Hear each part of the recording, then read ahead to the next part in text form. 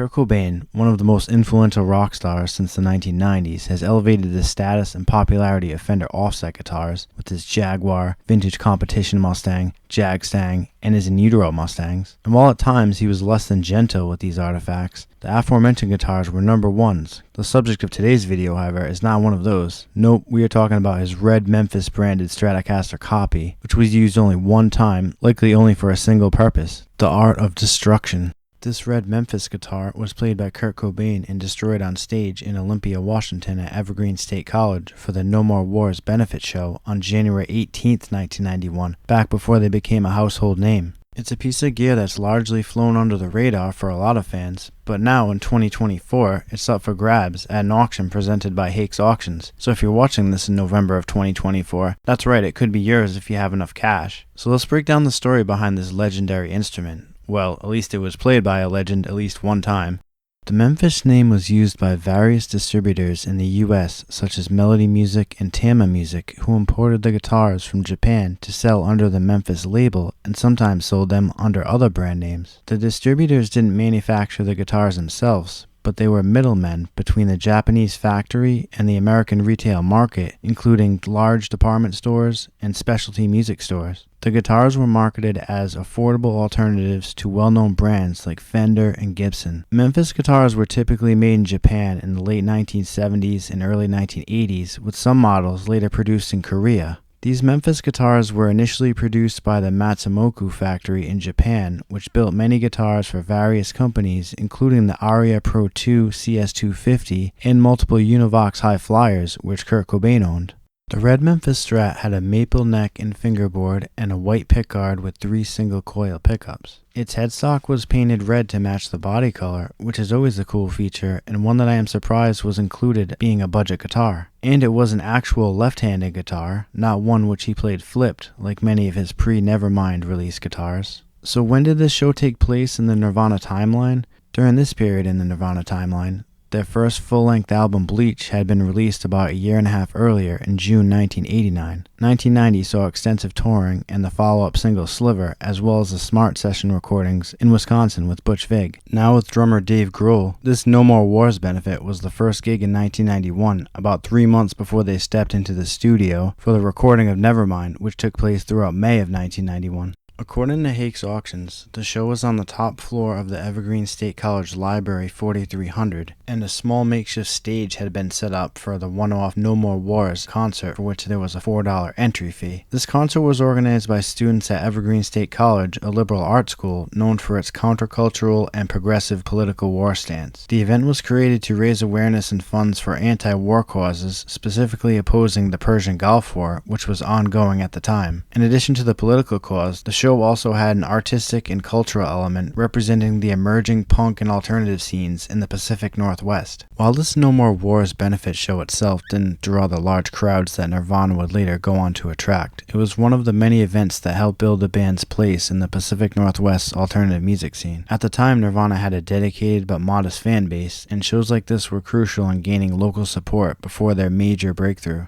Besides being the debut and farewell of this Memphis guitar, this show is also significant in being the live debut of Endless Nameless, the chaotic song they often closed out with at gigs, and of course the hidden track on Nevermind, which spools up about 10 minutes after Something in the Way. Kurt used his white Japanese left-handed Fender Stratocaster with the K Records sticker, his main guitar at this time, for the majority of this performance, up until Endless Nameless, the very last song. As for the grand finale, he switched to the Memphis Stratocaster, smashing it with the hammer and breaking the headstock off, bashing the frets, plastic pickguard, and the body. Kurt didn't smash a guitar at every show, but he did it when the mood struck him. Something about this guitar though, I just know that it was acquired and brought there for this one purpose only, a ritual of sorts, part of the stage show. According to the auction house, during the post-destruction melee, concert attendee Chris Brady, bassist for the band Pond, was able to escape with the guitar tucked under his coat. Returning to his home in Portland, Oregon, he gifted the guitar to a friend and fellow Nirvana Nirvana fan Janelle JZ, owner of Ooze Records and singer-guitarist in the Portland local band Trailer Queen. Brady presented it as the final gift during a surprise birthday party at her record shop not long after the show, and well before the release of Nevermind and the band's meteoric rise. JZ used the guitar as part of a record store window display that was entered in a national contest sponsored by MTV and won, receiving a backstage experience at a Nirvana show in Seattle. The guitar remained at the record store over the years and was eventually secured to the ceiling, helping to avoid theft after 2 break-ins. When the shop closed, she took the guitar home, and that's where it's remained ever since. The auction house describes what remains of the guitar to be in stable structural condition.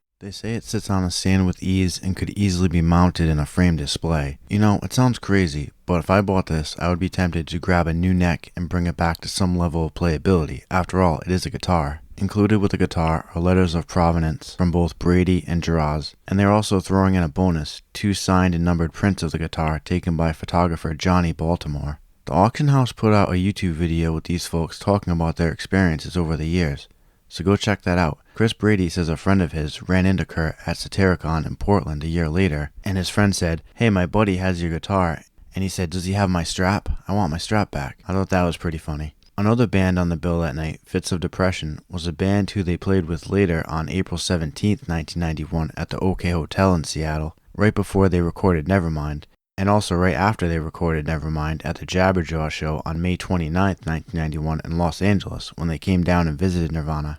Nirvana was not originally on the show's bill, but offered to play a show to help raise money for Fits of Depression's Mikey D's after hearing that the venue was going to cancel it. Apparently they needed gas money to get back to Washington. That Jabberjaw show marked the disappearance of Kurt's Mosrite, which was stolen right after that show. So what price do you think this guitar will hammer at when it's all said and done? Kurt Cobain's guitars have set the top 2 records for most expensive guitars ever sold, with his Mustang used in the Smells Like Teen Spirit video going for $4.5 million, and his Martin D18E used at the MTV Unplugged concert going for over $6 million. I would expect it to be well over $100,000, even though it was used for only 1 song at 1 show. Obviously, for one of the guitars he used regularly or used in a higher profile show, it would probably be closer to 7 figures or more. A few other notable things about this performance. The show began with bassist Chris Novoselic speaking for a couple of minutes, expressing his discontent with the wars still being a thing, despite going through World War I, being coined as the war to end all wars. In a Facebook group, I saw someone saying that Dave Grohl used former Nirvana drummer Dave Foster's drum kit, as he was also there performing in a band called Helltrout. Live Nirvana website states that also, which seemed a little odd since he was in the band in 1988. Dave Foster played in very few performances before he was fired. Most of the reason for him being fired is that he was incapable of attending many rehearsals. This was because he lived too far away from where they rehearsed, and they were unable to pick him up from Aberdeen all the way to Tacoma where they rehearsed. The last straw, according to Kurt Cobain, was when he got arrested, spending 2 weeks in jail for assaulting the mayor's son. Dave Foster was not told that he had been fired. He was only aware of it when he saw an advertisement for them playing. Kurt had handwritten him a long letter about his firing, but it didn't actually get sent out. After Nirvana, Foster played in other bands, Sucker Punch, Psycho Samaritan, and Helltrout. The auction for this Memphis guitar ends on November 20th, 2024, so we'll see soon enough how much it goes for. Alright guys, as always, thank you for watching, smash that like button, and subscribe, and I'll see you next time.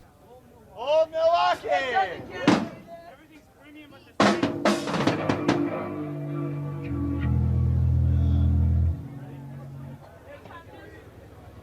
We're playing a lot of new songs and we're sick of our old songs. We still like them. This is a lost song.